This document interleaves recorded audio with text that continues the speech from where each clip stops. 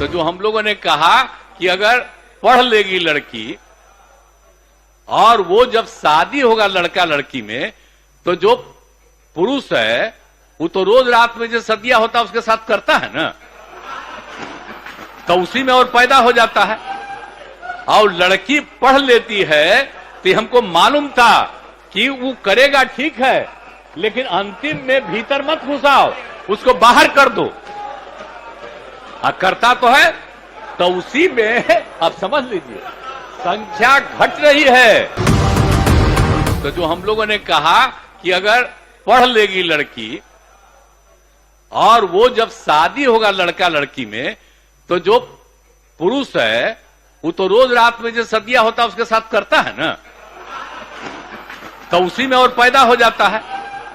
और लड़की पढ़ लेती है तो हमको मालूम था कि वो करेगा ठीक है, लेकिन अंतिम में भीतर मत घुसाओ, उसको बाहर कर दो।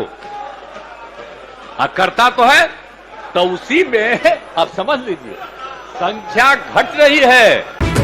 तो जो हम लोगों ने कहा कि अगर पढ़ लेगी लड़की और वो जब शादी होगा लड़का लड़की में, तो जो पुरुष है वो तो रोज रात में जो सदिया होता है उसके साथ करता है ना, तो उसी में और पैदा हो जाता है। और लड़की पढ़ लेती है तो हमको मालूम था कि वो करेगा ठीक है, लेकिन अंतिम में भीतर मत घुसाओ, उसको बाहर कर दो। करता तो है, तो उसी में आप समझ लीजिए संख्या घट रही है।